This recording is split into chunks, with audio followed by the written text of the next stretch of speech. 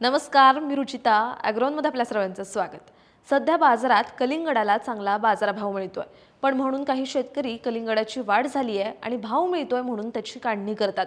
पण वाढ झाली असली तरी कलिंगड नक्की पिकलंय का नाही, कलिंगडाची काढणी ही योग्य वेळी आणि योग्य पद्धतीने करणं फार गरजेचं असतं. कारण तेव्हाच आपल्याला चांगली गोड रसाळ कलिंगडं मिळतात आणि त्याला योग्य तो भाव मिळतो. त्यामुळे पिकलेली कलिंगडं कशी ओळखायची आणि त्यांची योग्य ती काढणी वाहतूक कशी करायची हेच आपण आजच्या व्हिडिओमधून जाणून घेणार आहोत. सर्वच भागातील कलिंगड काही पूर्ण वाढलेली नाहीयेत. काही शेतांमधील कलिंगड ही फळधारणेच्या अवस्थेत आहेत आणि या अवस्थेतही कलिंगडाची वाढ करणं फार गरजेचं असतं. जसं कलिंगडाला पाण्याचा ताण पडू द्यायचा नाही, पण अति पाणी सुद्धा द्यायचं नाहीये.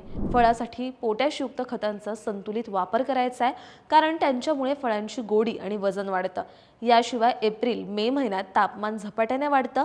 कलिंगड वेलावर असताना थेट सूर्यकिरणांमुळे फळांवर डाग पडतात, सालीला तडे जातात किंवा आतील गरावर परिणाम होण्याची शक्यता असते. त्यामुळे फळांवर भाताचे पेंढे, कोरडे गवत किंवा पानांचं आच्छादन करायचंय. फळ थेट मातीला लागू नये यासाठी खाली गवत घालायचंय.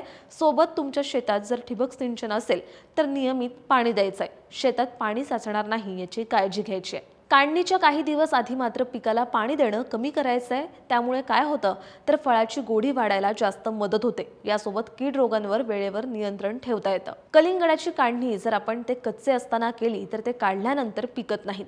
त्यामुळे ते वेलावरच पिकवणं फार गरजेचं असतं. त्यामुळे आपण कलिंगड पक्वतेची लक्षणं समजून घेऊयात. कलिंगड पिकायला आलं की त्याच्या देठाजवळची लहान वेल किंवा बाळी पूर्णपणे सुकलेली असते. त्याला ठोकल्यावरही त्याचा आवाज मंद आणि भरलेला बद असा आवाज येतो. पण कच्च्या फळावर जर आपण ठोकलं तर तीक्ष्ण धातूसारखा आवाज येतो. यासोबत कलिंगडाचा जमिनीलगत असलेला भाग पांढरट न राहता पिवळसर होतो आणि कलिंगड पूर्ण पिकल्यावर देठ हिरवं न राहता तपकिरीसर होतं. याशिवाय कलिंगडाच्या सालीचा पोत पिकल्यावर खडबडीत न राहता गुळगुळीत होतो. ही सगळी लक्षणं दिसल्यावर आपल्याला कलिंगडाच्या काढणीला लागायचंय.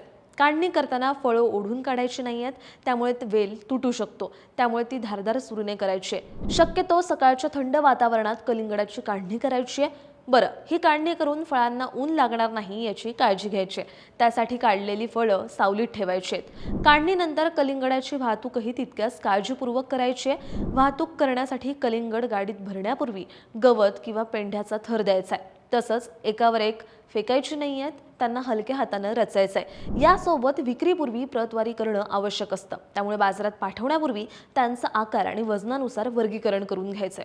तुम्हाला ही माहिती कशी वाटली हे कमेंट बॉक्समध्ये नक्की सांगा आणि तुम्हाला आणखी कोणते नवे विषय ऐकायचे असल्यास आम्हाला कमेंट बॉक्समध्ये नक्की सुचवा. तुम्ही सुचवलेले विषय आम्ही तुमच्यापर्यंत नक्की घेऊन येऊ आणि अशाच शेतीविषयक आणि नवनवीन माहितीसाठी ॲग्रोवनला सबस्क्राईब आणि फॉलो करायला विसरू नका.